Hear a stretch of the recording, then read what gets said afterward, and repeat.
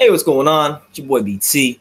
I came here to talk some boxing with the thousands of True School Sports subscribers. Now, we live, though. We live.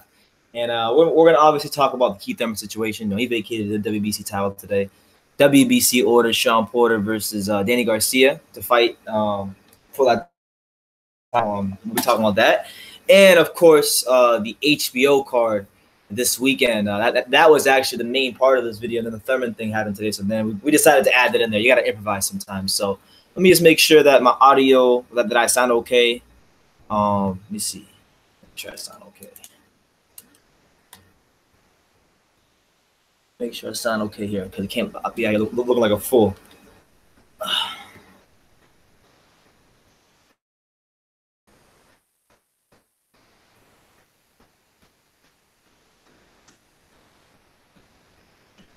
All right, we're good. We're good. All right. All right. So with that being said, man, let's get into it, man. Let's not waste any time. I wanted to get into the Daniel Jacobs card. We're actually gonna go screenshot this real quick. We're gonna go look at the screen real quick. Hold on. Let's go over here and then go over here. Screen share this thing right here. I want to have this in front of me, and I want you guys to have it in front of me, so we're on the same page here. Okay. Now.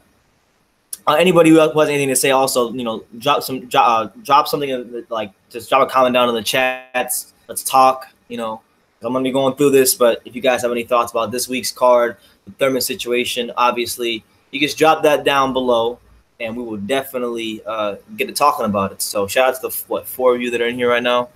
Let's get into this week's card. So we have Daniel Jacobs taking this guy right here, Mr. Sulecki out of Poland, 28 years old. You know, a guy who's campaigned most of his career at the 154-pound limit, moving up to 160 to fight Daniel Jacobs. Now, I didn't really know a whole lot about Sulecki. Like, I've seen the name, I've heard the name, but you know, today I actually decided to go watch a couple rounds of a couple fights. You know, he's got some names on his resume. Not A-level names, but definitely, you know, familiar names if you're really following the middleweight division like that, or 154, I should say. Back in 2017, as you guys can see, he fought Jack Kulke, who you guys may remember for fighting Demetrius Andrade and nearly beating him. Okay, so got a decision. Fought Hugo Centeno Jr., and it was actually the first person to stop Centeno, not Charlo. So it's funny. Charlo fought a Sulecki leftover, if you want to call it that. And then he fought middleweight, you know, kind of gatekeeper / journeyman Derek Finley. Foul Pole Boxing, shout out to you, man. What's up? He says, I saw him KO Centeno Jr. Yeah. And that was a good win for him, you know. So Centeno was a decent fighter. Not a great fighter, but a decent fighter. But let's go back here. Yeah, so Sulecki, he's got some quality names on his resume in terms of, you know, the junior middleweight division, but this is that first true step up to middleweight, and it's a massive step up. You know, he's fighting a guy in Daniel Jacobs who many regard to be a top 5 middleweight. Some would say he's the 3rd best middleweight. Some who really like him would even say he's the 2nd best middleweight behind Triple G. Some people rate him that highly. And this is a fight where Sulecki is going to be basically brought in to lose because, you know, Eddie Hearn is trying to make sure that Daniel Jacobs keeps winning. Eddie Hearn trying to make sure that he's getting good experience while he's winning.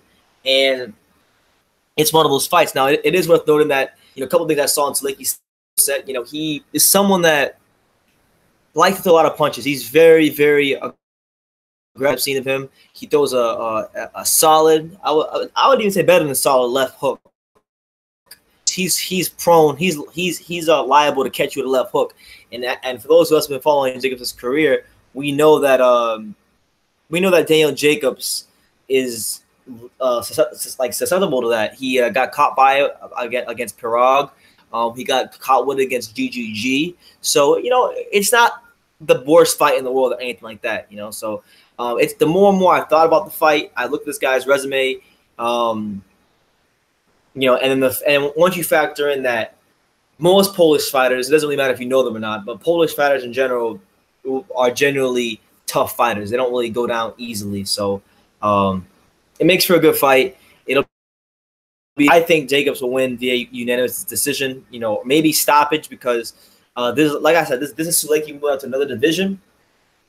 and he may not be used to this type of power at this weight class. Because even the guys he beat, like if you look at like Centeno, you look at Kulke, these guys are not noted for being massive punchers like that. So we'll see what happens, man. But I think it should be a good fight. I mean, at the end of the day, this is a guy that's never lost.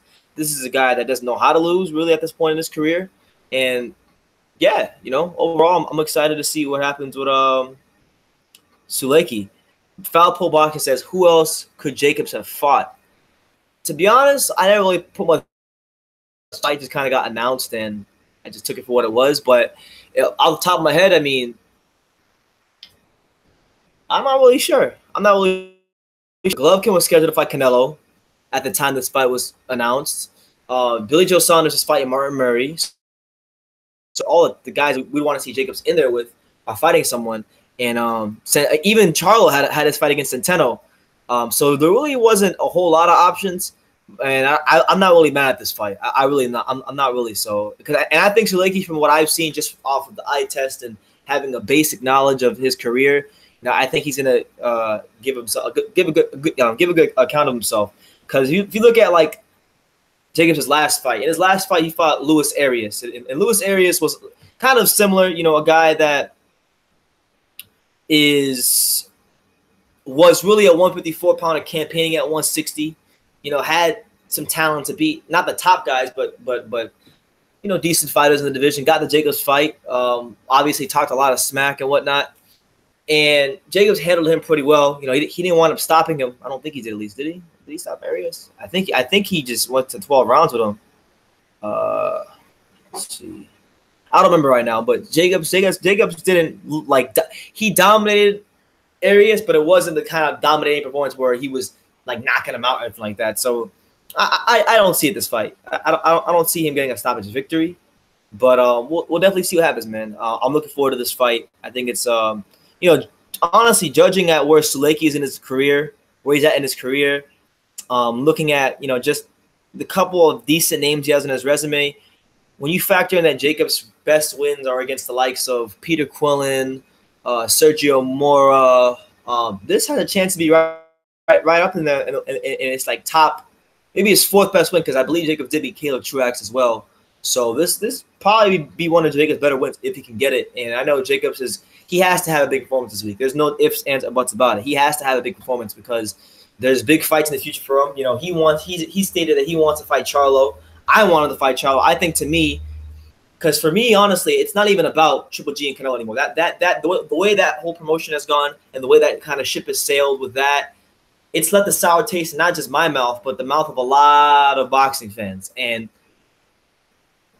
I'm really not, excited about that fight as much as I was, for the first one. So I rather the fight for me personally at middleweight is Jacobs and Charlo. To me, I know other people have their opinions, but to me, Jacobs and Charlo is the fight at middleweight that I want to see the most.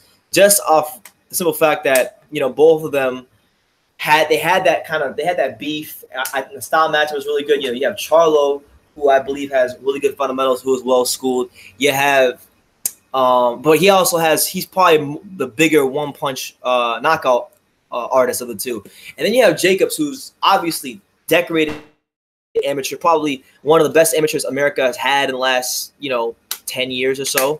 And I would say 15 years actually. And Jacobs, he's more finesse, and people know he's got fantastic, respectable power. Maybe not the elite knockout power, but he has respectable knockout power. And like that fight for me is like, okay, if Jacobs or if Charlo is this killer like they say he is, I mean, fact of the matter is his run at 160 at the moment, and I'm just going off of what he's fought, but objectively speaking, and I like Jamal Charlo. Jamal Charlo has actually won me over. I could honestly say I'm a fan of. He rubbed me the wrong way at first, but I understand him now. I understand where he's coming from, and I like the ambition. I like where he's coming from. I like the fact that respectfully in his post-fight interview recently that he called out Triple G, and he said that he wants to fight one of the greatest middleweights of all time. So I want to know when they can make that fight happen, and we'll have videos about Abel Sanchez that coming up. But yeah, at this point in time though, he fought really any legitimate 160 pounder. So we're gonna see what that power, if it really is all it's cracked up to be. So it is what it is. But I want to respond to Thoughtful Boxing because he's the only one on here right now really saying anything. So yeah, the other people that are in here, just drop some comments, man. I want to talk. Thoughtful Boxing said, though, he said a lot of other fighters are tied up. If Jacobs dominates, it'll be impressive. It'll be interesting to see how big Jacobs is. Yeah, no, that's always the interesting thing on Jacobs. You know, I think pretty much ever since that Triple G fight where he kind of missed the IBF weigh-in or whatnot, that's always been interesting to me. It's been interesting to see how big he'll look. You know, and the thing is too, he's getting up there in age. He's no spring chicken. So obviously he's gonna have a I don't want to say a hard time, but he's have a tougher time making middleweight than he did when he was young. You see what I'm saying? So all in all, I think it's a good fight this weekend between Sulecki and Daniel Jacobs, man. So but truth be told, though, it's honestly not the fight that I'm most excited for. You know, it's gonna be a good fight. I become excited for it because of what I've seen from Sulecki. You know, ultimately, I don't think he's gonna have the punching power for Jacobs to respect him, and I think Jacobs might even wind up winning this fight by stoppage. But we'll see, man. Sulecki seems to have a high work rate. He likes to punch in bunches. And style-wise, I think it's an entertaining fight. It's a good fight to have on, you know, HBO after dark. So we'll wind up seeing what happens. But ultimately, the fight for Jacobs that I want to see is really Jermall Charlo, because it's going to answer so many questions about not just Jacobs, because there's still questions about the legitimacy of where Jacobs really falls in the middleweight division. Because yeah, he won 12 rounds in Triple G, and that does warrant, you know, some praise because of the knockout streak Triple G was on. But at the same time, you know, he didn't beat Triple G. And then his best wins, and you look at his best wins, they're over the likes of Peter Quillen, Caleb Truax, and Sergio Mora. And then you got to ask yourself, you know, is that the resume of someone that you would consider one of the top middleweights in the world? And I think you would venture to say no. So there's a lot of questions as to where he even stands in the division. You know, people say he's one of the top middleweights because of what he did in the Golovkin fight and his skills. But they don't say that because of his resume. So I went over Charlo because there's a lot of gloss over Charlo. There's a lot of, you know, people rate Charlo highly right now. He's in that stage of his career where he hasn't lost. He's looking like $1 million after every fight, but he ain't really been tested too much yet. So it's going to answer questions for both of them as to where they both stand in that middleweight division. So that's just my overall short take on the Charlo-Jacobs fight. And then as for the other fight that I'm really excited for, because y'all know you've been following me for long enough. I'm a massive like heavyweight boxing fan, you know. So and I'm talking about like as far as history, as far as just in general. I love the heavyweights, right? And obviously, as you guys can see on the screen right now, this guy right here, Jarrell Big Baby Miller. You guys have seen me interview Jarrell. You know, I actually just interviewed Jarrell last month. I saw him at the. He actually came to the. What was it? Stefan Young, Raymar Gaballo for the WBA Eliminator. That was a local card at the Hard Rock. He came to check it out. He was in town. Got to talk to him very briefly. And I would say that Jarrell Miller is definitely a friend of the channel. So, you know, big shout out to Jarrell Miller. I always show Jarrell Miller love because he's shown, obviously, the channel love. And honestly, I think Jarrell Miller is good for boxing, man. Just personality, the way he is. I do think he needs to find a comfortable weight and maintain it, because I think that's a big problem with why he's not a bigger puncher, you know, because he fluctuates up and down in weight so much. So that's my thing. But Jarrell Miller, for those of you who don't know, 20-0-1, 18 knockouts. He's fighting Johan. We all know Johan Duhaupas. He's fought the likes of Deontay Wilder, Povetkin. He's definitely a good heavyweight fighter. And I'll say this, man. If you look at Jarrell Miller's last 5 fights, because right around here, I'm not gonna lie, 2016, this fight right here, the Donovan Dennis fight, this is when Jarrell Miller really, like when he came into my consciousness. You know, I know he's been around a lot longer, but his first real TV I know of, at least, was this fight right here, Donovan Dennis, and that was in Tucson, Arizona. So, you know, big shout out to Tucson, Arizona. Shout out to my girl Serena, that's where she's from. But no, like he fought Donovan Dennis, a guy that was very, very small. But still, it was a showbox fight. He looked sensational, and he pretty much looked sensational in the Donovan Dennis fight. He looked sensational in the Nick Wavis fight. He looked sensational in the Fred Cassie fight. And I think, he's actually, believe it or not, been moved a little bit further up more and more as the fights have went on. So from Donovan Dennis to Johan Duhaupas, he's been moved up gradually. And, I mean, he hasn't looked sensational. He didn't look sensational against Jarrell Washington, and he didn't look sensational against Marius Wack. But what you guys got to understand is people get on Jarrell Miller because they say, oh, well, he didn't look sensational against Jarrell Washington and Marius Wack. But you got to look at the result. I mean, it's business, sports, entertainment, and particularly heavyweight boxing. This is a result business. And Jarrell Miller's results as of late, against good, not upper echelon heavyweight fighters, but those top 25 level contender type guys, Jarrell Washington, Marius Wack. The results of those two fights have been dominating performances, stoppage victories, and I think Duhaupas is going to be a tough fight for him, man. Like, this is a guy in Duhaupas who, Deontay Wilder fought a couple years ago. We didn't really know who he was, and honestly, like, Duhaupas is very, very tough. Now, I'm not gonna lie, there's not much to Johan Duhaupas. He's very basic in terms of his boxing skill. He likes to shell up. He likes to shell up. He throws, your basic 1-2, and he's just tough. He's just a tough guy. That's what he is, really.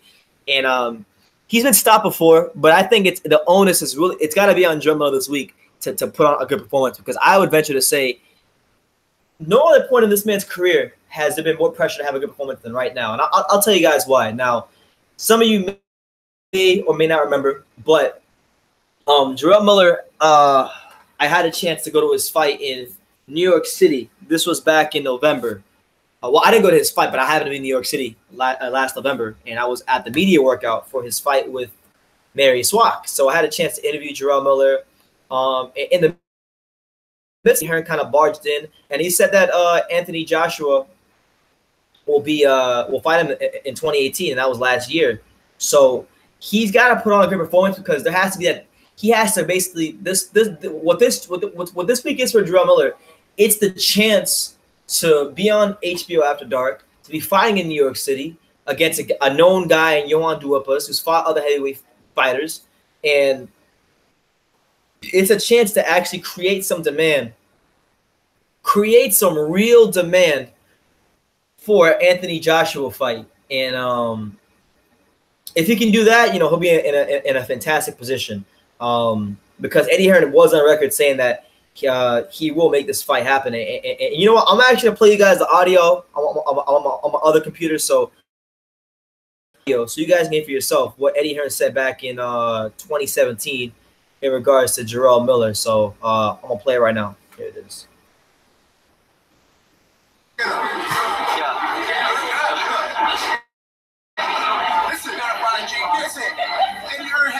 Listen, man, he got me in shape. Are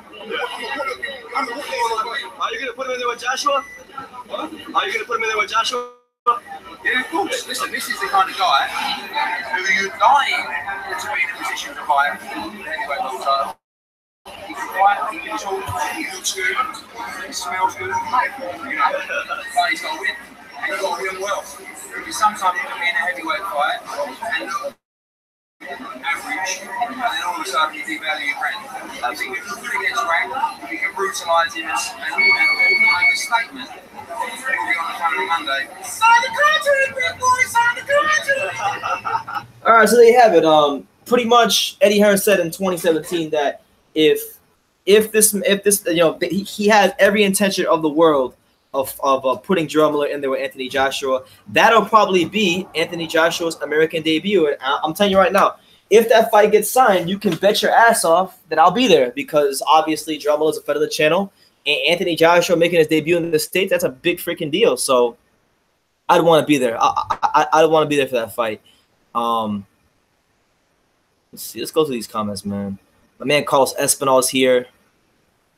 Carlos Espinal says, yo, what's up, Carlos? How you doing, champ? Good to see you.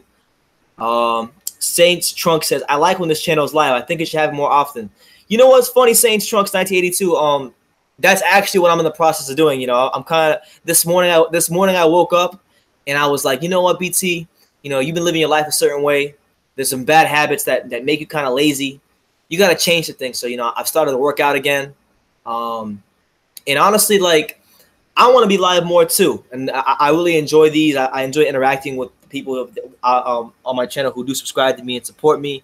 So my intention, I'm letting you know first for the 14 of you guys here. My intention is, you know, at least excluding the live fight reaction videos that I do on Saturdays of the fight, or sometimes Fridays. My intention is to at least twice a week be live. So ideally, you know, Tuesday or Thursday, that's when I like to do these. So just now you know. Southern Jedi says, I like this channel too. Shout out to you, man. Hey, I'm glad you like what I'm putting out there. Punisher says, hi. And great movie, by the way. I hope you're well too. Foul Pull Boxing says, I bet Duapas gives Miller hell. Maybe he even gets robbed. If Walk didn't get injured in the last fight, it would have gone a hard 12. Yeah, it's true, but I guess the thing, I mean, I have to go back and watch it because I honestly don't remember. But I can take an educated guess from what I do remember and say that Walk definitely probably got injured because Jarrell Miller puts a lot. I mean, for as big as he is, he's not the hardest puncher, as hard a puncher as he should be. But Jarrell Miller is someone that is, you know, he throws a lot of punches. He leans on you. You know, it's very interesting for him to. It's very tough to keep that guy off of you. You see what I'm saying? So, you know, his punch output for a guy that size, it'll force you to get hurt. But I think Duapa is probably the biggest test he's had in his career, and he needs to pass with flying colors and create the demand for a Joshua fight. If he does, you know, I'm telling you right now, if he has a sensational performance this week, Eddie Hearn will do what he said he told me in 2017, and he will put Anthony Joshua in there with Jarrell Miller. There's every reason to put Anthony Joshua in there with Jarrell Miller. It's his American debut. It's a fight that he's favored in, and it'll create even more demand for a Deontay Wilder fight. So that's what it is, man. Southern Jedi says, does he have any KOs? Now, I don't know. Well, Elroy Sayas says, wow, that's crazy. What's crazy, Elroy? Or Eloy? I always say Elroy. Eloy. Specify what is crazy. And Southern Jedi says, does he have any KOs? He said, well, Jarrell Miller has a lot of KOs. He has 18 knockouts in 21 fights. So that's what it is. My main man, who's like 5 feet from me, Paul, says Danny Garcia will be champ again. And we're going to get into that later on, but it's a very big possibility. It's a very big possibility. Foul Pull Boxing says, you call yourself BT? We'll call myself BT. My name is Brendan Taylor. Like, so just growing up, people always call me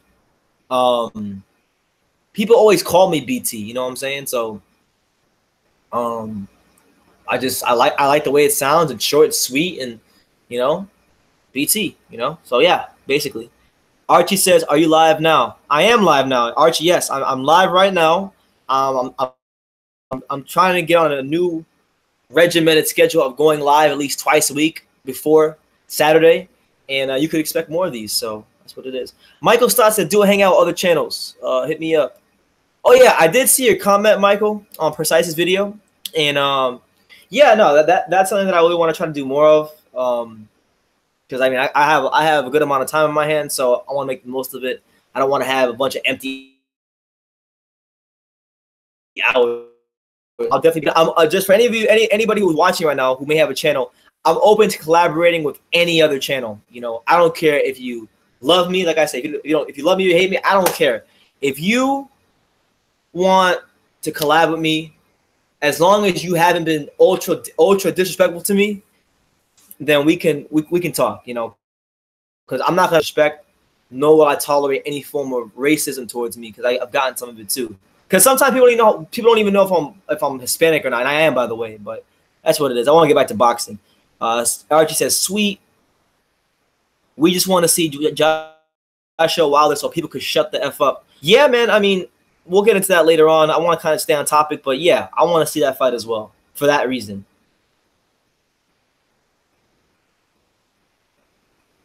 Oh, Miller? He has a couple KOs, but I can't remember any recently. I remember in the Donovan Dennis fight, he beat the hell out of Don. Let's see. Let's actually go through Jarrell Miller's actual resume and see how many KOs he's got.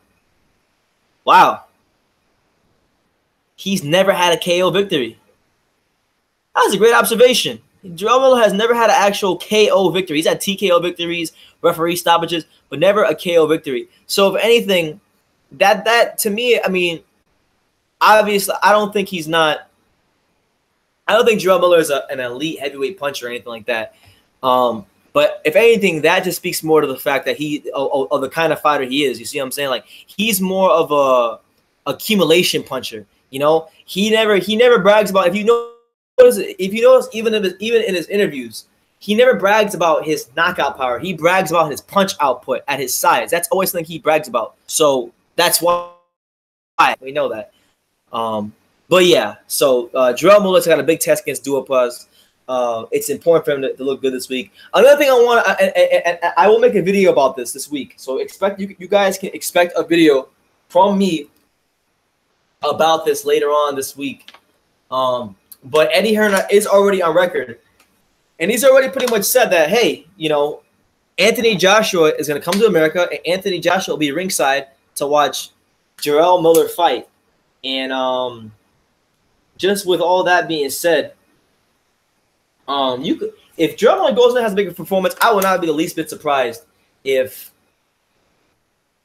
Jarrell Miller and Anthony Joshua meet face to face, and I wouldn't be surprised if we saw that in the build up. Because they're gonna use that.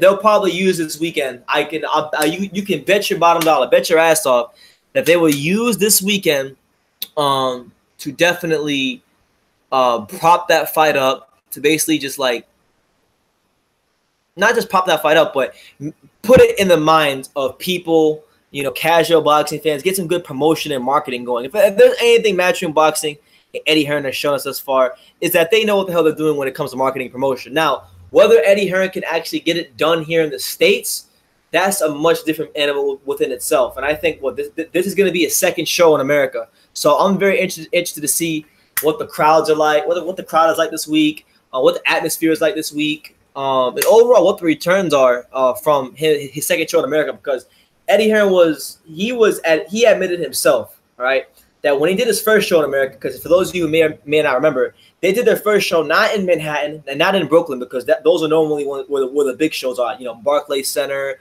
Madison Square Garden. But his first show wasn't in either of those venues. His first show was actually at the Nassau Coliseum, which was in Long Island, New York. And he even admitted, you know, that's where he got it wrong. And so really, in many ways, you can kind of look at this weekend as Eddie Hearn's first real forward to see what kind of adjustments he's made. Because I do know that this week, if Anthony Joshua is going to be there, that they're going to prop up a potential Miller-Joshua matchup. So that's my thoughts on that fight. You know, I wish Jarrell Miller the best in his upcoming fight because, like I said, he's a friend of the channel. You know, I've been knowing Jarrell since 2016, and that's what it is, man. You know, he's a good dude. So I really do respect him, man. Good guy. Let's get to more. Let's get to more of some of these comments. Let's see. Archie says, "I think Joshua will win a decision over Wilder." Yeah, and I agree with you, Archie. Like, he's gonna win the decision over Joshua, or a Wilder, I should say. And I think, you know, with him working more closely to Vladimir Klitschko these days, him focusing more on his jab, you know, that jab, the more that jab improves, the further it's gonna take him in boxing. So I don't know, man. I don't know. You know, we'll see what happens. I mean, the thing about that fight is Wilder's awkwardness, Wilder's athleticism, Wilder's one-punch knockout power is the great equalizer to any and all fundamentals Joshua has, and that's what makes it such a great fight. So we'll see what happens. But Ruben Crespo, my main man, Ruben Crespo, love Ruben Crespo. He says Big Baby versus AJ in August. Yeah, man, that will be a good fight because it'll present a new challenge to AJ. You know, I'm always one from when you see a guy at the top, I like to see him fight as many styles as possible. I like to see that guy fight shredders, fat fighters, you know, all kinds of different styles. And Jarrell Miller There is no other heavyweight fighter in the top 10 right now that's like that, man. You know, to be what, 6'4"-ish? What is he? 6'4"? Let me see if I'm right. 6'4"? 6'4". To be 6'4", you kind of punch output, you know, with that kind of you know, he doesn't have any fear, man, and he focuses a lot to the body. I think, if anything, Jarrell Miller would test Anthony Joshua's stamina, and it's the perfect fight for Anthony Joshua in his first fight in America because it's a guy that he's favored to win against, but it's a guy that is dangerous enough that on the night, I'm telling you guys right now, on the night, Jarrell Miller can go in there and can beat Anthony Joshua. He's got. I'm not saying he's like the best heavyweight or anything like that, but he's got the tools. He's got the right style to beat him. That's all. Because if you look at like Carlos Takam, right? Carlos Takam is shorter than Anthony Joshua, and he's mobile, and he had plenty of success against Joshua. Jarrell Miller is also shorter than Joshua by roughly 2 inches, and like Takam, he likes to fight on the inside. He likes to fight in close quarters. He's got good footwork, and he's got high punch output, and with that weight to lean on Joshua, you know, he'll really test that stamina. So I think it's a good matchup. Foul Pole Boxing says, where is Jacobs Sulecki taking place? It's going to be in Brooklyn at the Barclays Center. So Eddie Hearn, ironically enough, he has infiltrated the PBC venue, and he's having his first show at the Barclays. His first show of Matchroom USA at the Barclays Center. So I'm really interested to see what it's like, because he thinks he's adamant that he thinks his show is going to do really good at the Barclays. And honestly, for me, I consider this as really his first show, because the Long Island show it was solid. The Long Island show was solid, but Long Island is in Brooklyn and it's not Manhattan. So now that he's in the bigger part of New York, you know, I think he's in better. I think his show is in better shape. It's in better shape.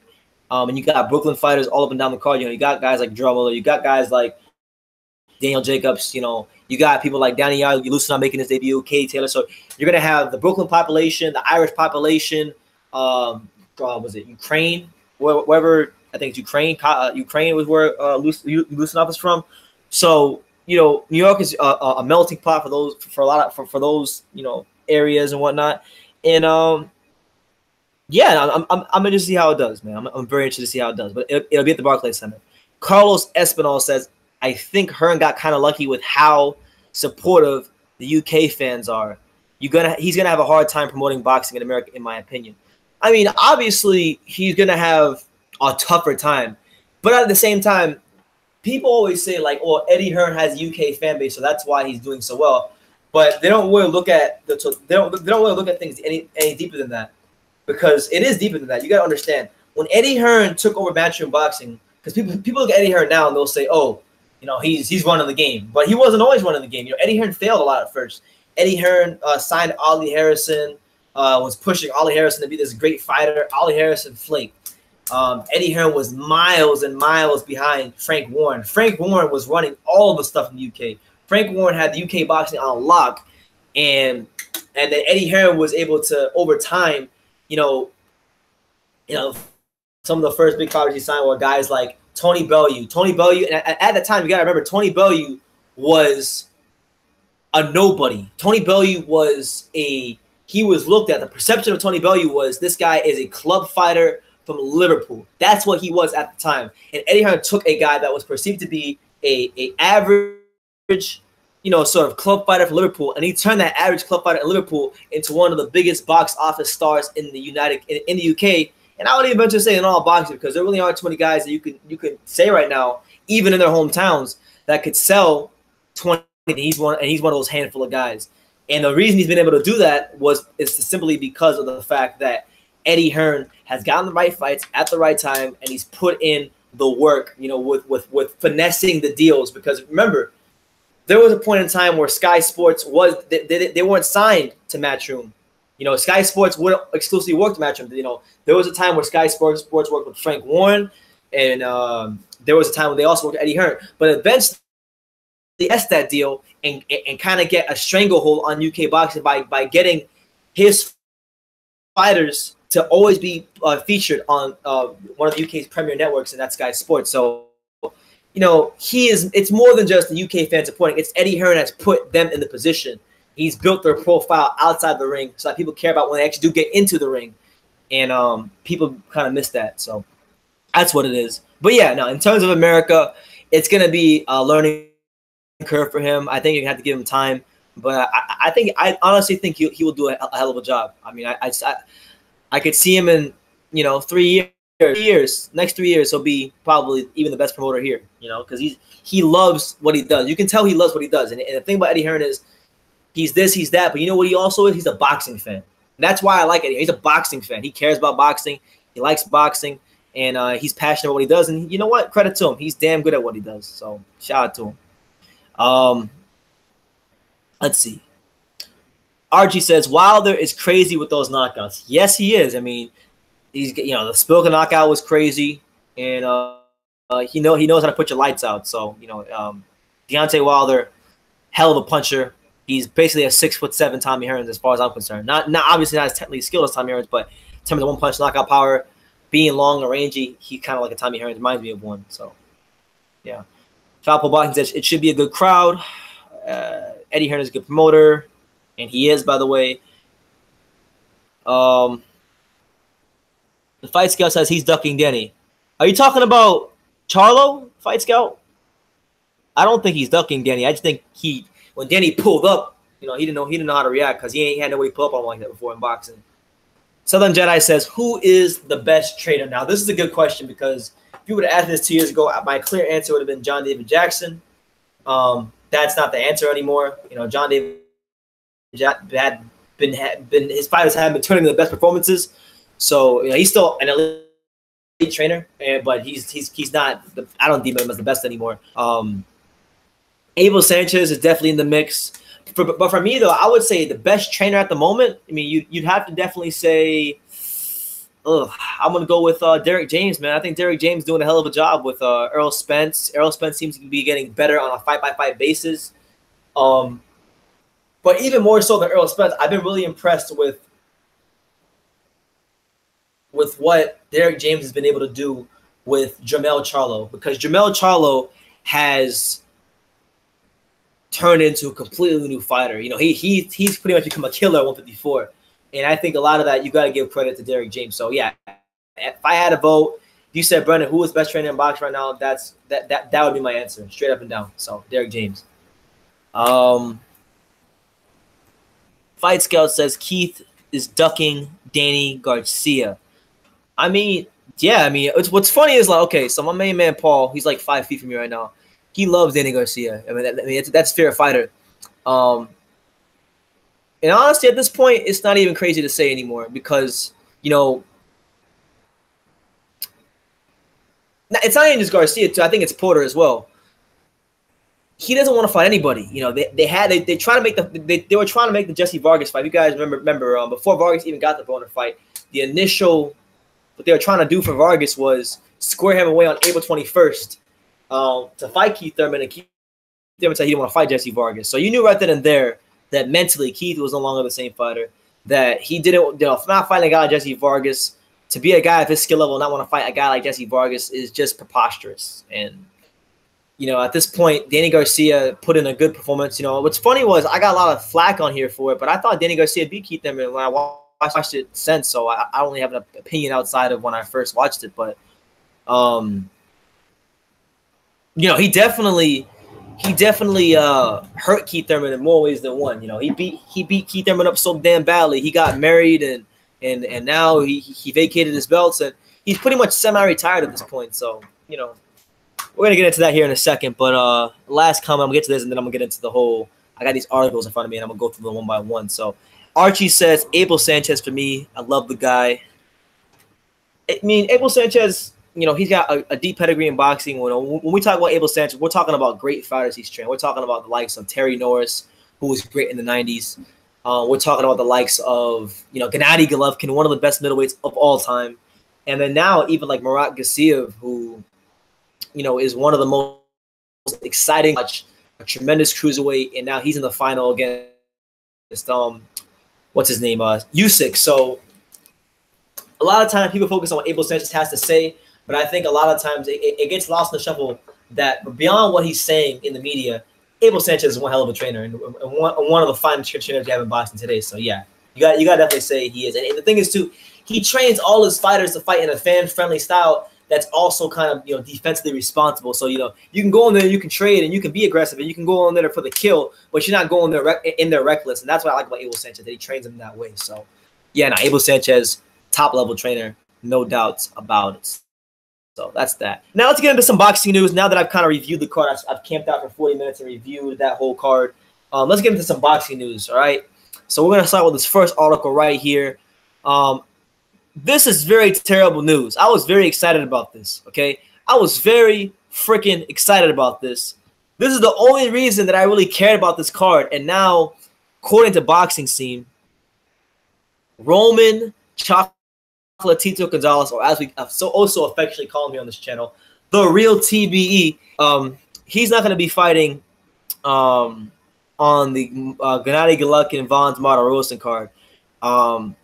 And I'm going to read you guys the quote. So it says here on boxing.com, according to Roman Gonzalez, he is likely not participating on the Cinco de Mayo event that will showcase Gennady Golovkin defending his belt against Pub Center. Gonzalez was considered by GG Promotions and HBO to join the card, and in fact, we're about to send a statement about the return of the 4-time world champion after a complicated in which he lost back-to-back fights to Sisriket Sorangosai.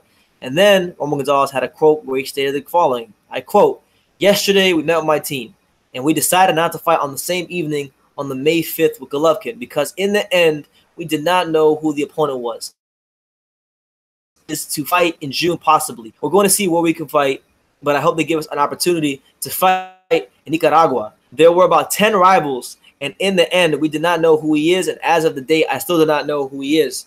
So yeah, that's basically it. So yeah, this was literally the only incentive I had to watch Golovkin. I'm not really interested in the Golovkin fight because I know what's going to happen.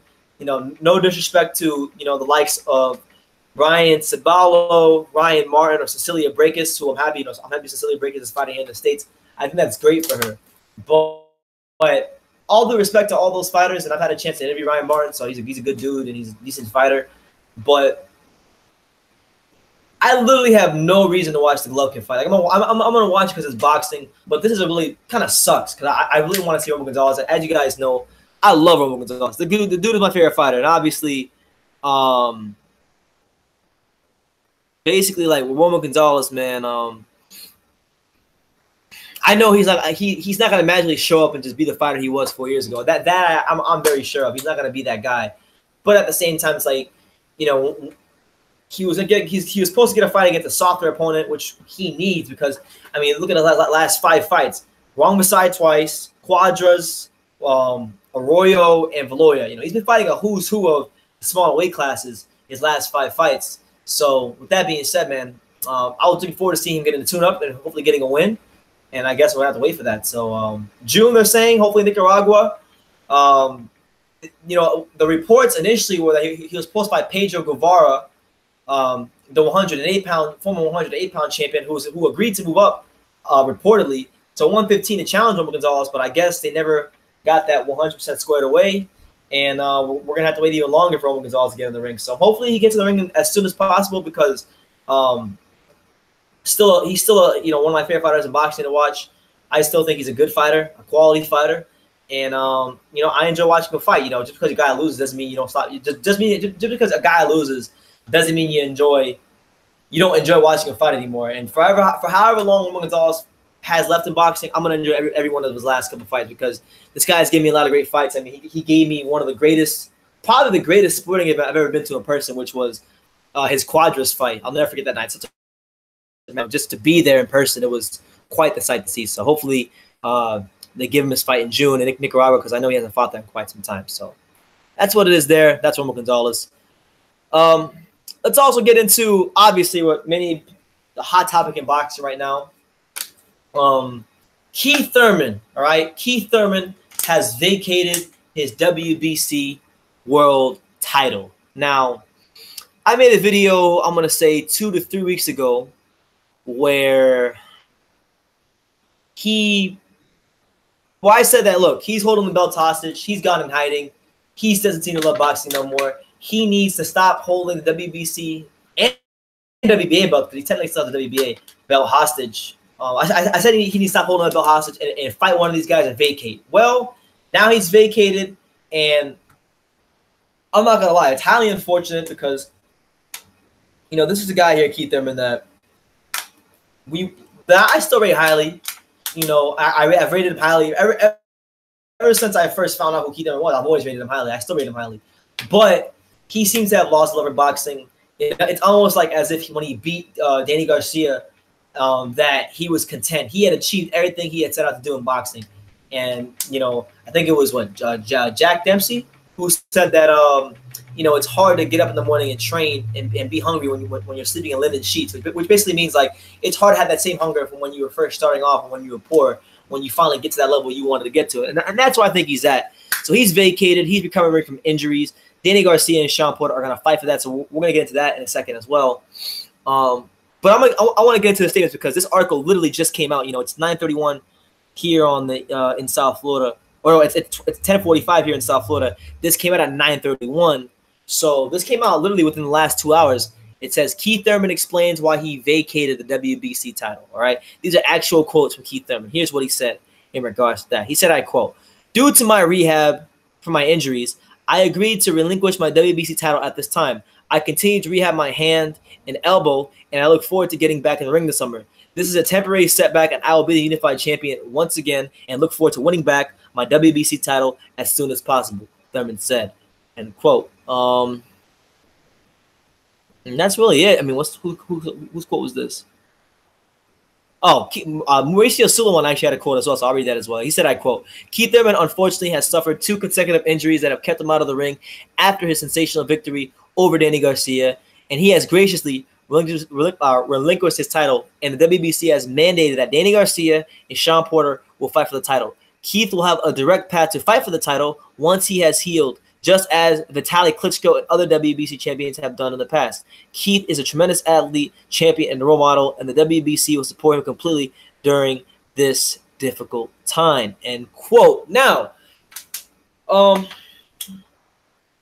mean, it's disappointing, man, honestly, because, you know, you would like to think once you become the number 1 guy in the division, you want to still have that hunger to continue defending it. But injuries have happened, and injuries coupled with his lack of drive, honestly, I think his lack of drive and the injuries are the reason why it's so hard for him to get in the ring. You know, he's content. He's reached the point in his career where he's content, and I'm not saying that's a bad thing. Any fighter who can reach that level in his career, I think it's a beautiful thing. But it's a dangerous thing too if you're still fighting and your heart's not all the way in it, because boxing is not. It's not basketball. It's not soccer. No, this ain't the freaking UEFA Champions League where you can go in there and kick a ball and look pretty and have your eyebrows waxed. No, this is boxing. And if you have your heart halfway in boxing, you're liable to get your ass whooped and get your health seriously damaged. And, you know, that's where I think Keith Thurmond is at right now. So it's unfortunate. He still does have the WBA title. I don't know why, but he does. And we'll see what happens. Now, it is worth noting, and I saw on Twitter. Okay, I saw on Twitter that and I want to give him a shout out. But my man Ryan Prack O'Hara, who's a boxing journalist.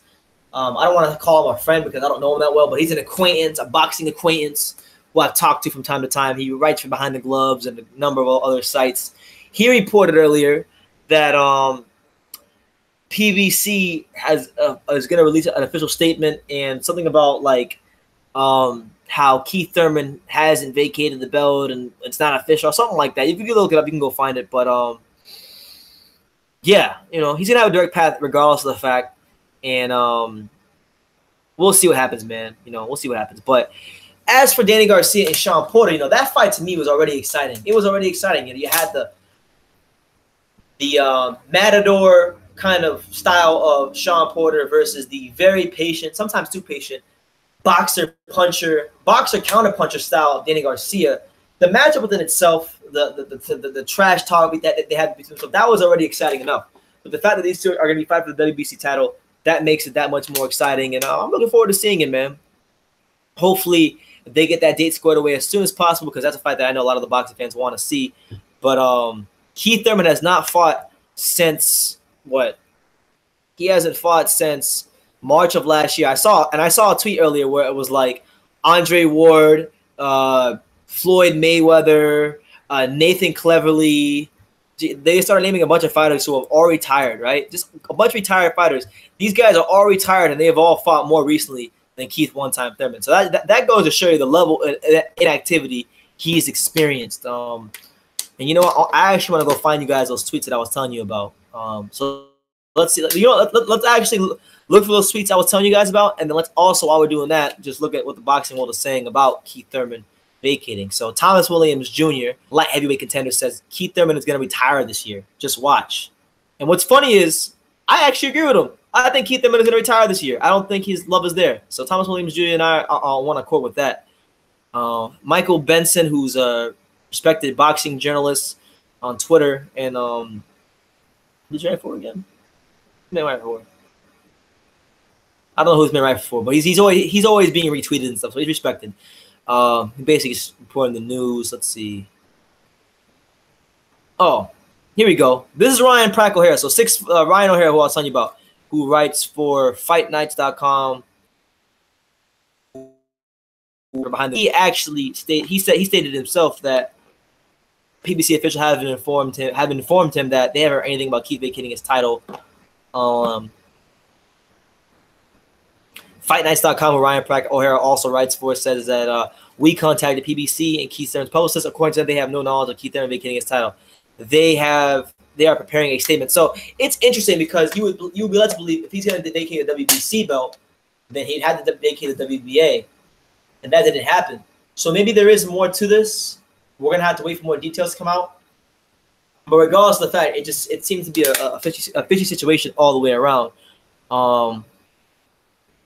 Keith Thurmond's PR representative is also unaware of him vacating his title. So, you know, it's an interesting situation. Oh, never mind. 29 minutes ago, yeah, vacated his title due to injury rehabilitation. So, let's see. Oh, Keith Thurmond. Wow, ironically, he just tweeted 6 minutes ago. He said, I continue to rehab my hand and elbow. I look forward to getting back in the ring this summer. This is a temporary setback, and I'll be unified champion once again. So, yeah, man. That's what it is. Let's see. Any other interesting tweets from the boxing world? We'll go look out more. This is the one I was telling you guys about. Look at all these unretired.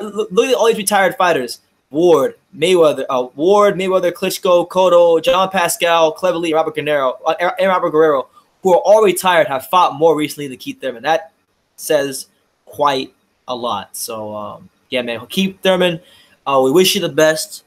Get in the ring soon.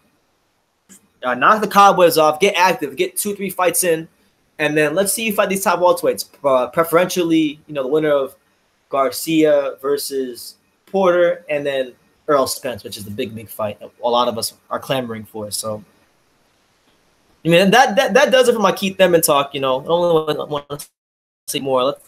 Let's get into some comments because I know I'm probably behind.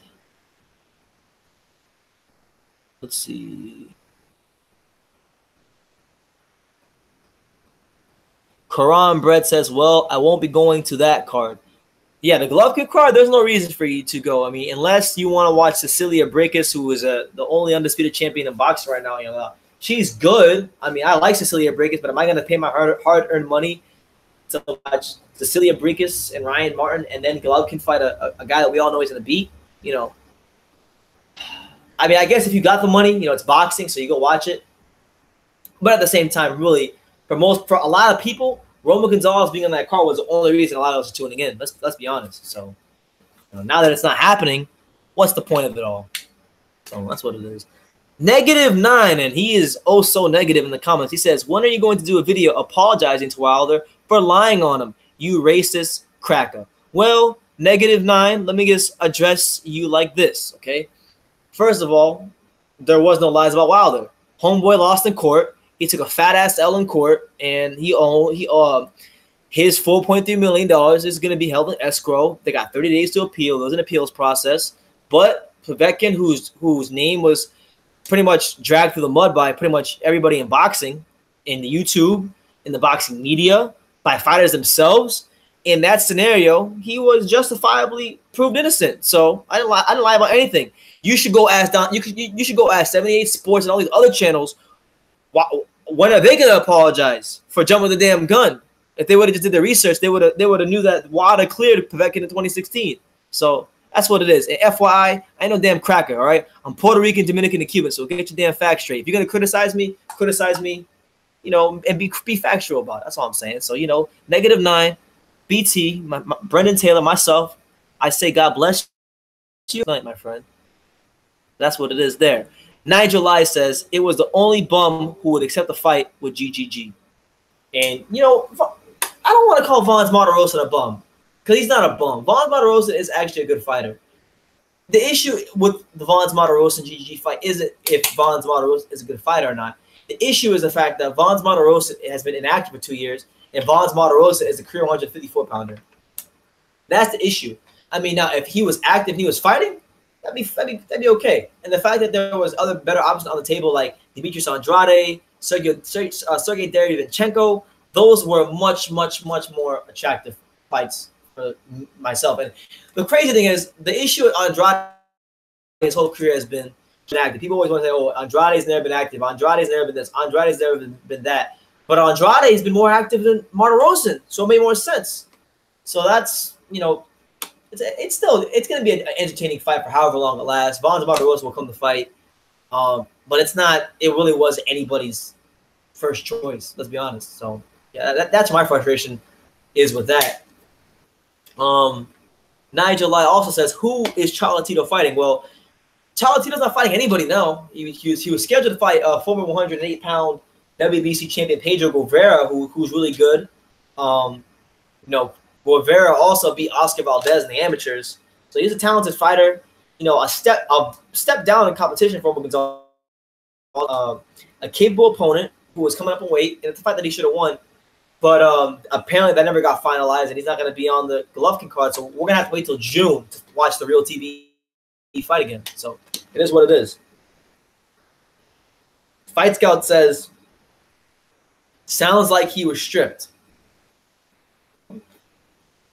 Maybe he was behind the scenes, but they're saying he's vacated, so that's what we're going to go with, Fight Scout. So that's what it is.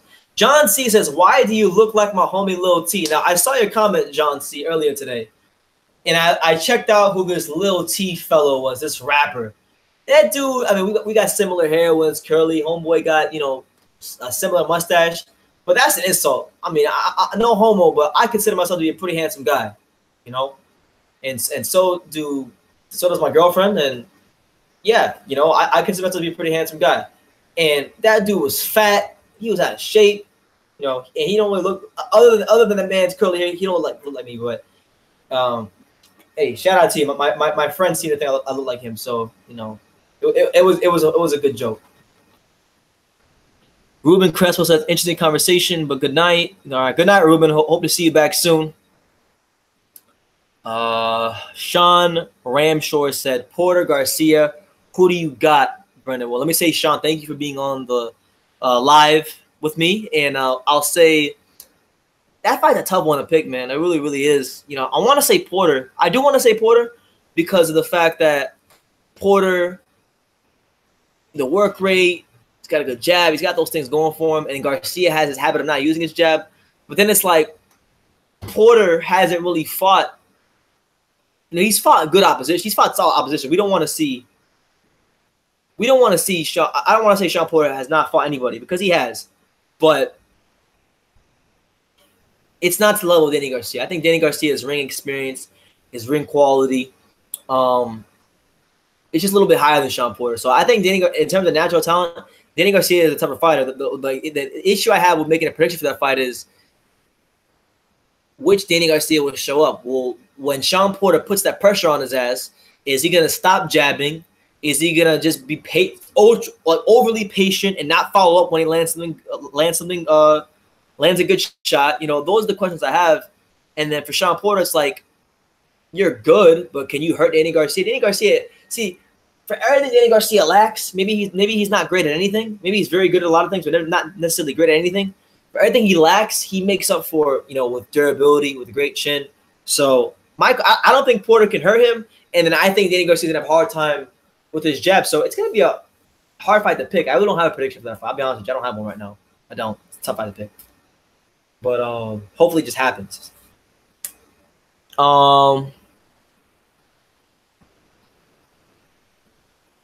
Height Scale says, I'm watching Lufkin. It's on regular HBO. Yeah, I'm talking all this trash now. Like I'm not gonna watch it, but I am gonna watch it. Like I'm gonna watch it, and I'm gonna be very excited about it when it happens. You know, he's a good fighter, great fighter. But you know, it just kind of sucks the wind out of you because I love Romo Gonzalez, man. And that was my main reason why I wanted to watch that card. So it's kind of a big punch in the gut. LOL, Wilder's first L.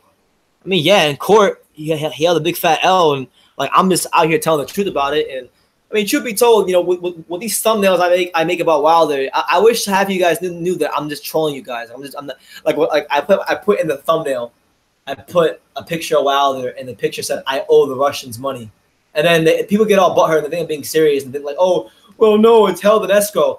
Like, well, of course, I know it's held in escrow, but you guys take everything so seriously, so I'm just having fun with you guys. I know those thumbnails get you to click on the video, so I win in the end regardless, you know. So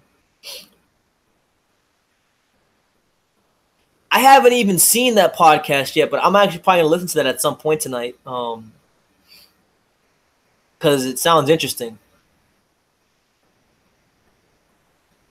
But yeah, no, Rappaport, I know him and Wilder get along pretty well, so. Should be interesting to hear. Wilder is not fighting AJ until Povetkin is out of the picture. Well, it's funny because some idiot commented on my thing and they were like, oh, well, BT, you don't understand, you know, unification trumps mandatory. But then I was like, okay, you're right. I mean, I didn't respond. I'm going to soon. I was like, you're right, but Wilder lost to Povetkin in court, okay? Povetkin he's already in negotiation. His promoter is in negotiations. He's in negotiations with Eddie Hearn right now to make a fight with Anthony Joshua. So the process has already started. Wilder does not seem keen. His team does not seem keen on taking a $12.5 million flat fee, which is a fair offer.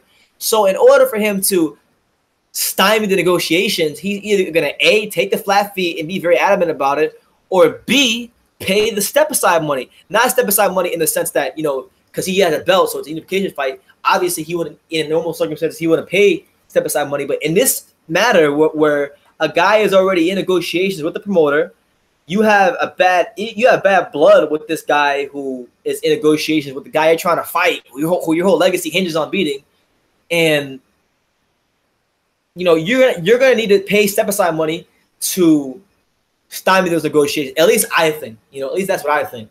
So that's why I said that. And yeah, I agree with you. He's not gonna fight AJ until Povetkin is out of the picture because there's just too much going on with that. And now Povetkin has fought his way all the way back to being involved in heavyweight, the top of the heavyweight picture. So he might mess around and crash the whole heavyweight party, man. Povetkin's a good heavyweight, very good heavyweight. You know, has beaten I want to say a who's who, but his body of work is very, very solid, very, very good in the heavyweight division.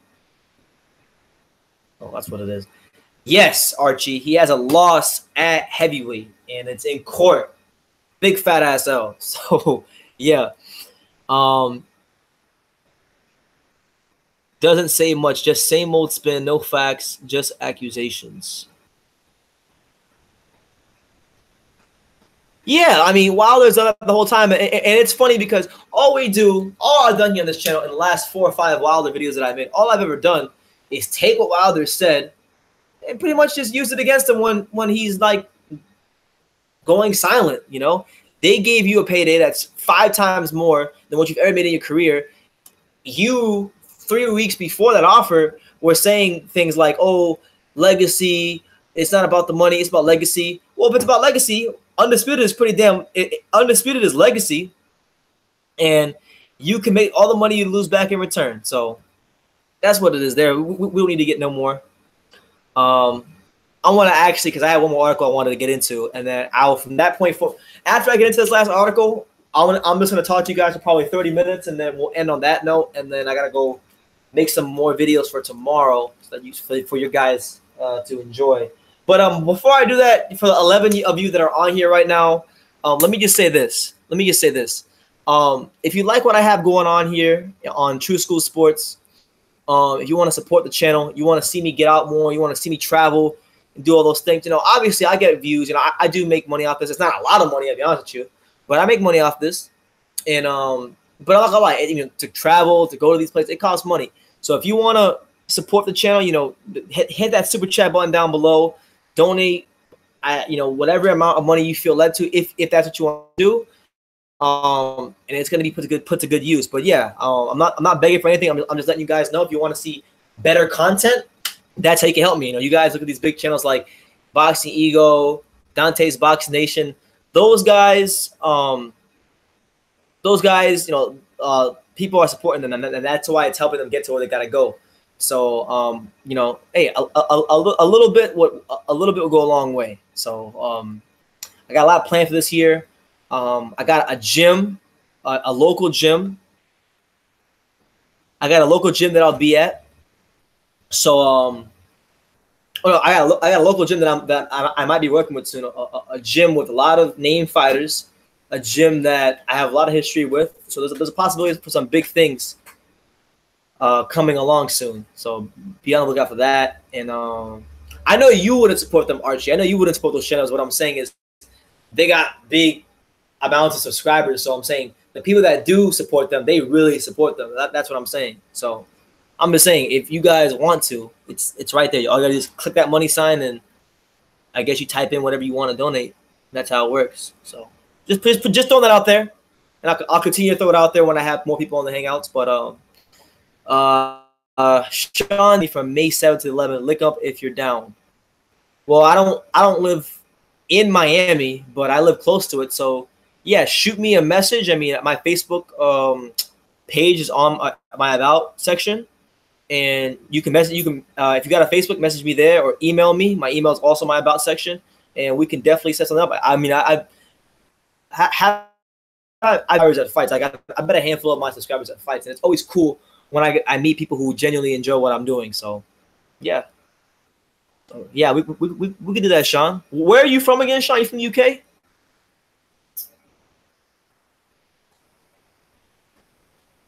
All right. Anyway, I'm gonna get to this last article, and then we'll talk to you guys for like 30 minutes, and then we're gonna end it on that note.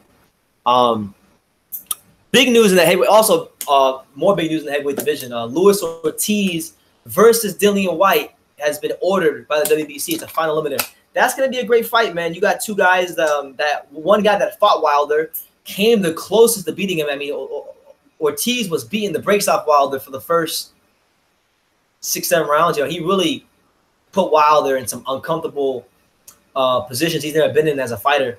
And you know, truth be told, a lot of people thought that the referee should have stopped the fight in the 7th round, and the referee didn't. And Wilder ultimately came back and won. So people kind of feel some type of way about it. Even Luis Ortiz's trainer, Herman Caicedo, you know, big shouts out to Herman Caicedo, who trained Luis down in Miami. You know, he felt some type of way about it. So he's gonna be fighting Dillian Whyte at some point in time soon, because WBC has ordered it. Dillian Whyte was a guy that Eddie Hearn was trying to get Deontay Wilder to fight. He offered Deontay Wilder a career-high $4 million payday to come to the UK and fight Dillian Whyte. Whyte's coming off. So this is hands down for Dillian Whyte, aside from the Anthony Joshua fight, obviously, because that was a big fight for him, and that was when Anthony Joshua's first big fight as well, and that was when they fought for the British title. But aside from that, this is the biggest fight since then. And it's really going to test how much has Dillian Whyte really improved as a fighter. So we'll get into what was said in the boxing article. It says the following. The World Boxing Council has ordered heavyweights Luis Ortiz and Dillian Whyte to take part in a final WBC eliminator. The winner become the mandatory challenger to WBC heavyweight champion Deontay Wilder. Wilder is scheduled to return in the coming, potentially in a voluntary defense against Dominic Breazeale if a deal is not reached for unification with Anthony Joshua, which it won't, because Wilder won't take the flat fee offer. And that's what it is. The purse bid, if there should be one, is scheduled for May 25th in Mexico City. Purse bid still will be 50-50. And that's what it is. It is also worth noting, and this kind of goes back to the Povetkin thing that I've been talking about. Both these guys have a history of PED use, so they might be fighting Wilder. So that'd be another fighter that gets another PED fighter that gets a fight with Wilder, except for Povetkin, who really didn't do anything wrong in that scenario. So, That's what it is, man. The interesting thing for me with that fight is, Luis Ortiz is, he had what I deem as a legacy fight for him. Win, lose, or draw, that fight was going to be a legacy fight for him because he had been so ducked and avoided for his whole entire career. The 2015 version of Luis Ortiz, I believe, was the best heavyweight on the planet.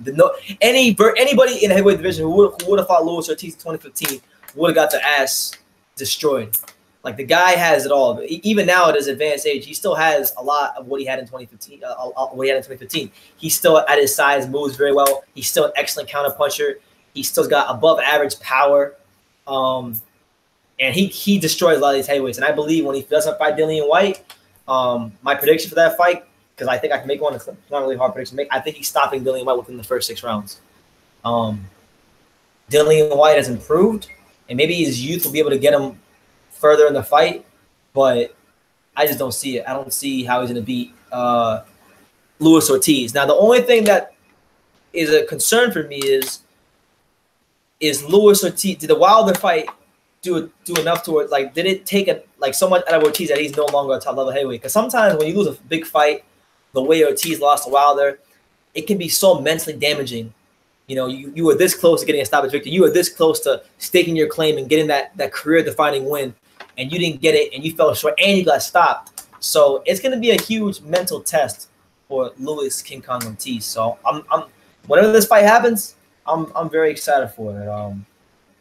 And yeah, so that's basically today's news for boxing. We reviewed the card for Jacob. I also want to say this too about the Jacobs card. I didn't get a chance to talk about some of the smaller fights in that card. Daniel Yulusinoff, the gold medalist welterweight that Eddie Hearn recently signed, who beat Josh Kelly, will be making his pro debut. So I expect him to get a win. It'll be interesting to see how he looks. I mean, I've only seen one of his fights in the Olympics, which was the gold medal match against this tough Uzbekistanian guy. Looks really good, but the pro ranks is a lot different than the amateurs, and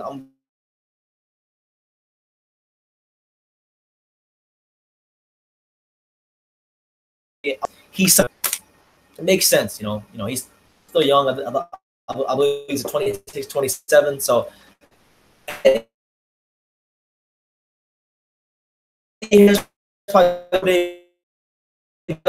then Taylor, who's putting inside of Cecilia Brækhus, and this, it's Amanda Serrano, who's kind of semi-inactive in women's boxing. The top 3 fighters in women's boxing right now.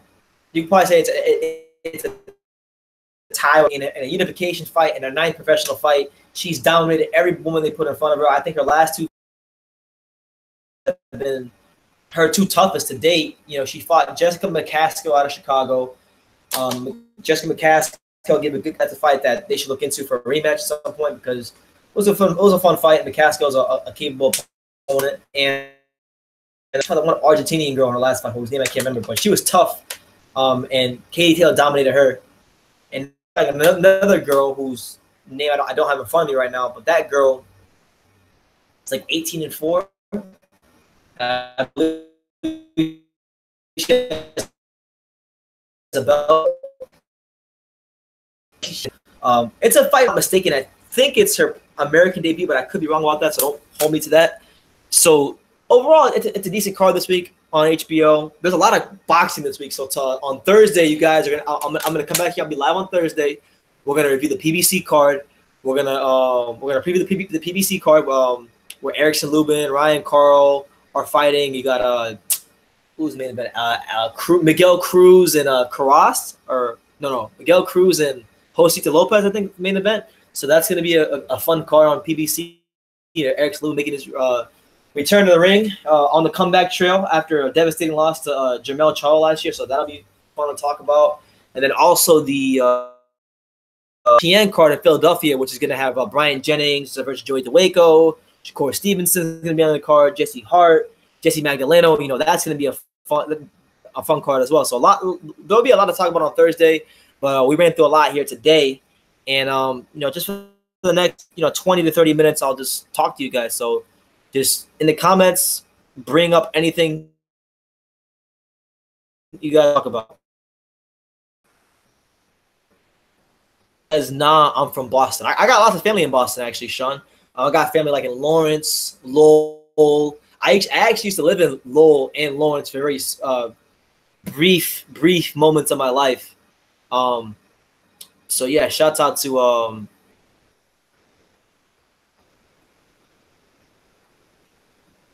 I used to live there though. They're great. I mean, I wouldn't say Lawrence was a great. I liked what it is. What I love about BT is he's a nice racist. Dante and all the other channels are crazy racist. Nah, I don't know from because I'm not. That's ridiculous. It's honestly literally one of the most ridiculous things I've ever heard. But I mean, the who thinks I'm racist. I feel like anybody anybody who might be here right now who actually has a success, anybody who has a successful YouTube channel, I can almost guarantee you has been criticized of racism because you guys you criticize those guys. Those guys are two of the best fighters. You criticize those guys, people want to just generalize it and say, well, oh, you hate all black fighters, which is ridiculous because there's so many black fighters to talk about that I probably know than you guys do, honestly. And you guys don't pay any attention to it. I'm giving those guys shine, and I thoroughly enjoy their fights. Like guys like you guys like that, fun, great American prospect that deserves more shine. That I wish a guy like Eddie Hearn would sign. And you're like, that's ridiculous. And I honestly, most people who say I'm racist and say I don't like black fighters, I probably know more about the history of black fighters than they do. Real talk, I probably do. So I'll leave it at that. Mike Vick says, what do you think about this scam called ESPN Plus? It pissed me off when I found out that Crawford or Horn was going to be placed on that app. To be honest, I really don't see the point. The problem I have with boxing sometimes, like, not boxing, but what the promoters and networks go about showing fights and how they make so you got a lot of lower level Al-Haymon fighters. They got to fight on channels like Estrella TV that you only get on like those boxes. Like, it's crazy. And then with ESPN Plus, like, you got to pay, what, $4.99? Which, for me, and I'll pay it. I'm a boxing fan. I have to watch it, so I'll pay the $4.99. But it's like, man, Terrence Crawford and Jeff Horn is such a great TV fight. It should be on regular ESPN. It should be the same way Amir Imam Jose Ramirez was on regular ESPN. This fight should be on regular ESPN because Terrence Crawford is one of the best pound-for-pound fighters in boxing. Granted, I got very pissed off at him because he out here faking injuries, so maybe I overreacted a bit. But, still a great fighter, still one of my favorite fighters, still someone that should get exposure. If the goal for Top Rank and Bob Arum is to build this kid into a star, then why the hell are you having a fight on a subscription app and treating him like a second-rate fighter? And then same thing goes for Jeff Horn. Why are you treating a guy like Jeff Horn who just beat Manny Pacquiao, whether you agree with it or not? He just beat Manny Pacquiao, and you're treating him, too, as a second-rate fighter. I don't get it. It's a stylistically great fight. Probably, for me, one of the fights I'm most hyped for, and it's on an app. So it's ridiculous, and it's a crock, Good scrap, but it is more evidence. Hold on. Good scrap, but it is yet more evidence of the WBC playing to Wilder's tune. Absolutely. The WBC loves Wilder. I really got a sense of that in 2016 when I went to the WBC convention here in my hometown. Not my hometown, but close to my hometown of Dania. There was a WBC convention. It was the Diplomat Hotel in late 2016. I went, and man, let me tell you something. I think almost every time I saw Mauricio Suleiman with Deontay Wilder, this guy was smiling. This guy was happy. This guy was just elated every time he was in the presence of Deontay Wilder. So they have a good business relationship. And I continue that. I expect that to continue. So, yeah, they're gonna play to his tune. He's gonna fight Brazil next, and then he'll get probably Luis Ortiz after Luis Ortiz sparks Dillian White. Yeah, well, I think Ortiz's problem. Ortiz had the same problem in a lot of Hispanic fighters have, and I'm just keeping it 100. Like a lot of Hispanic fighters have this habit. I don't even want to say Hispanic fighters. Fighters in general, Romo Gonzalez has this problem too. So maybe that's why I said Hispanic fighters. But fighters in general have this problem where they train for the fights, you know, and then once the fight is over, they go and they eat cake and they don't train, and then all of a sudden they balloon up in weight and they gotta make the sharp weight cut. They gotta make a sharp weight cut, and like you said, they carry a lot of blubber. So it's about staying in shape in between the fights, which generally, when it comes to making the fights happen, you know, he's got a great trainer behind him, Herman Caicedo, who I think is probably one of the most underrated trainers in boxing. And yeah, he does a great job of getting Ortiz ready. So yeah. Shawn says Lawrence and Lowell are the hood cities outside of Boston. Yes, Lawrence is a very hood city. I remember I used to go there because a fun fact about me is I used to live in New Hampshire. I lived in New Hampshire for a year back in 2009 when I was a freshman in high school. And I had family in Lawrence and Lowell. So I would go on the weekends and stay with my grandma in Lawrence and my dad in Lawrence. And I just remember, man, you go to Lawrence, there's literally, if there's a plaza of 10 stores, there's literally nine Dominican barbershops all next to each other. You got maybe 9 Dominican barbershops next to each other, and then you got like a couple of Dominican restaurants. It's basically the Dominican Republic, but it's in like Massachusetts. So it's definitely a great experience, you know. And like it's like every time I go back to Lawrence, it's like I really get in touch with my culture because I'm part Dominican. So it's like it's always great to be there.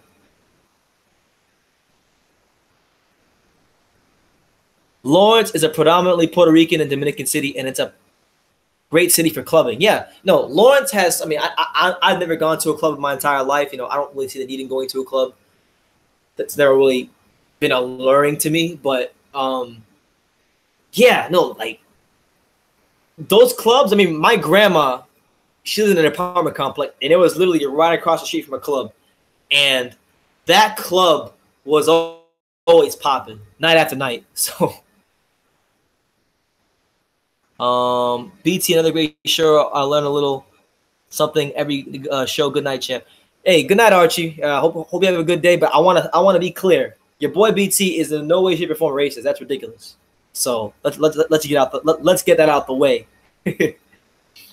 Sean Ramser says, I'm surprised Bob Arum has an ESPN contract. To be fair, I think because Al Heyman had a PBC had a contract at ESPN a couple years ago. Golden Boy has a contract ESPN, and now he does. I think of those three promoters, he's done the best with his ESPN TV time. You know, the presentation, the quality of the matchups have been the best out of the three. I think that's fair.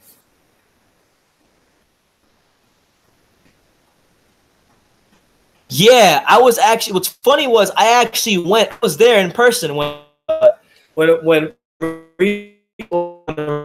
was getting in street with Stavern. When Stavern was like, I'm gonna beat you up. I put it on my life that I will be 2-time heavyweight champion of the world. When he was going all crazy and then had a little scuffle on stage, Radio Raheem. Shout out to Radio Raheem. And I remember Mauricio Sullivan felt blood. He's like, back up! It was a sight to see. Mauricio Sullivan he was turning so red, so damn. It was a sight to see. But yeah, I remember very well. Be here in South Florida. It's been a very, very fun show.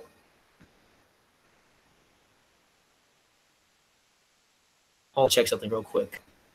Let me check something real quick. Hold on, guys. Make sure.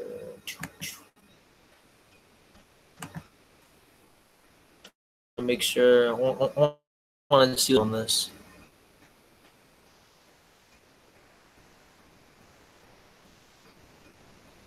Anyway, it was definitely interesting, but honestly, it's been fun, guys. It's 11:23. I'm gonna stay on for about 5 more minutes. At like 11:30, I'll get off. So get your questions in now. There's only 3 of you here. I'm gonna try to do these a little earlier because obviously 10 o'clock is not like a peak time. So Thursday when I'm back, you guys can expect me to be on at 7 or 8 p.m. I'll be on 7 or 8 p.m. So we'll go on what is it? Thursday. We'll be back on 7 or 8 p.m. you guys will get a reminder because I'll have it scheduled, so you should see it in your subscription, in your notifications really, really soon. We're gonna talk about the PBC card on Fox.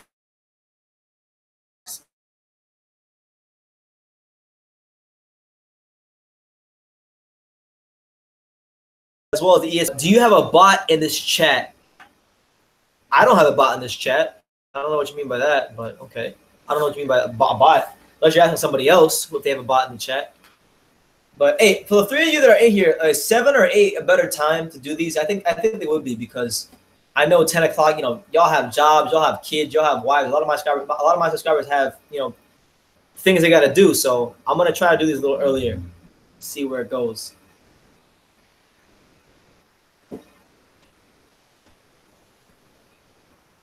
I notice sometimes that my messages aren't coming through to you.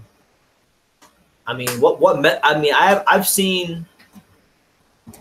I believe I've seen all your messages. I mean, I don't know. I'm not with you, but I think I'm seeing them. Show Sufami Dan.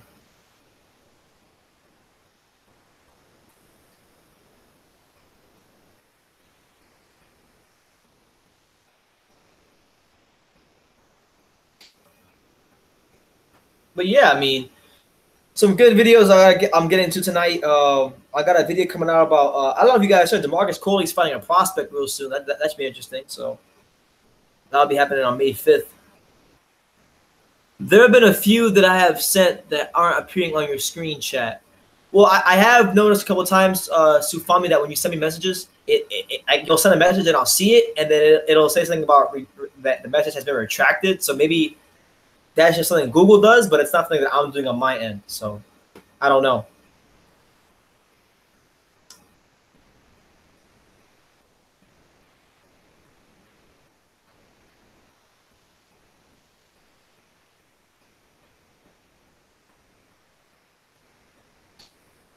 Let's see. Anybody else? I mean, if anybody else have any questions? You know, I'm gonna be here for like 4 more minutes. Any video suggestions, questions, all that good stuff. I mean, now is the time.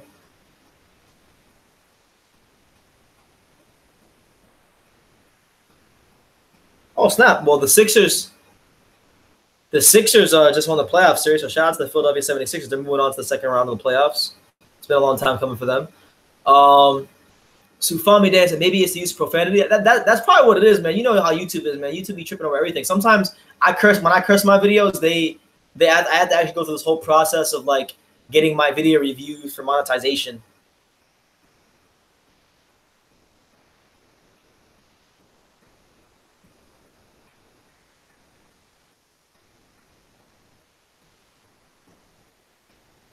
If we turn something new.